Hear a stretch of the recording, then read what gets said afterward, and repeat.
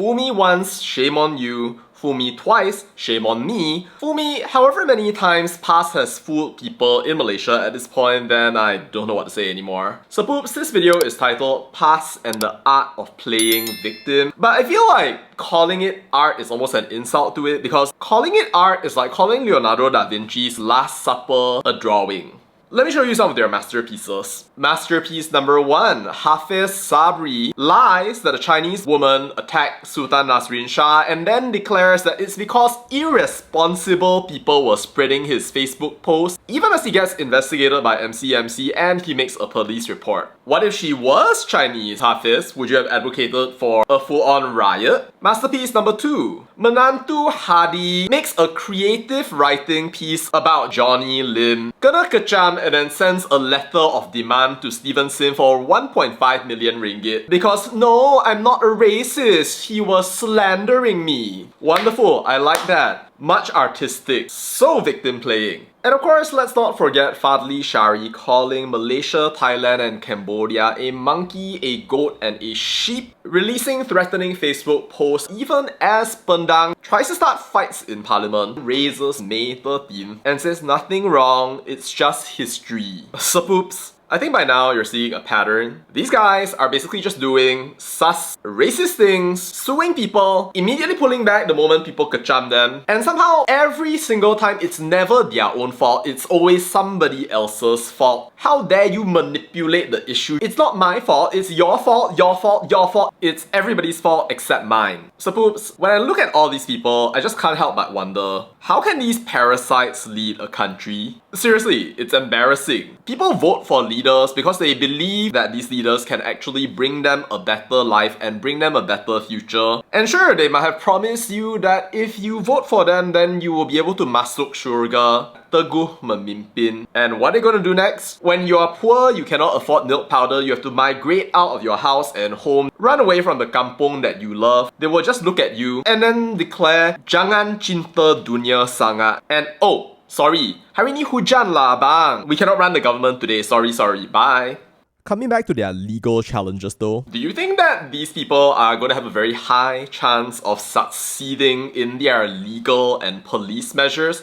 I somehow don't think so. Because I don't think the law protects you just if you enjoy playing victim but you actually have nothing meaningful to prosecute people for. Yeah, I don't know, but they seem to have escalated this kind of play victim, appeal to the law behavior recently. Maybe they wanted to get in on that sweet legal action after they got tired of being put on these fitnah compilation lists, calling people sepupu kena kecam, sued, tabung jihad, cry about Chinese flags while declaring that you are trying to protect agama, bangsa dan jati diri. It's not fair, the world's not fair. And screaming, "Semua salah DAP" as they cry, DAP, DAP, DAP, DAP all the way home. I mean, sure, no political party, including the DAP, is perfect, but then with PAS, I think that their strategy and their pattern of playing victim has already evolved beyond Leonardo da Vinci into the realm of high art bequeathed upon humanity by the divine himself. You know, there's this proverb that goes like, either you use it or you lose it,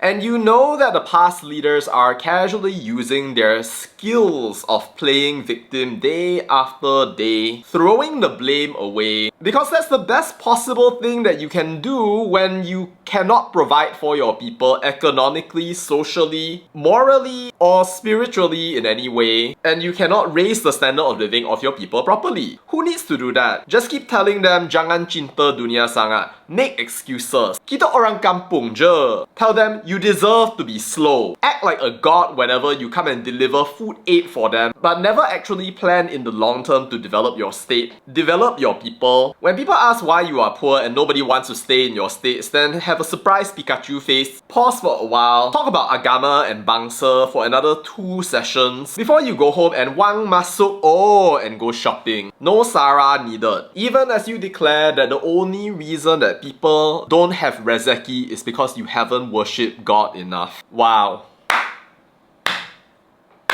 Well, Walauans, I have no idea how long you can keep on doing that. I'm sure that they can keep on telling you that this is true, and that if you have religion on your mind, you will probably actually believe them because they will look the paling alim, kepimpinan ulama. They are here to lead you into the new era and to the modern generation. But if you are one of those people who is smart and you realize that this is not the way to go, you have your own understanding of religion, you understand also that there's a good chance that these people don't even understand what they're teaching to you, then share this video with a friend, have a conversation about it. People who studied your religion created entire civilizations of science, mathematics, and some of the greatest cities that the world had ever known. There's no reason why these kinds of losers who are playing victim and making excuses should have a monopoly over what religion is. Beyond the dunya is the deen. But I can tell you for a fact that if you keep on with this culture of mediocrity, when you eventually go over to the other side, God is not going to praise you. He's not going to say, oh, congratulations. No, he will slap you for not doing anything with your life. So please, stop playing victim. You're not bound by that, and you have so much more to aspire for as a citizen of Malaysia. That's all I have to say about that, and bye.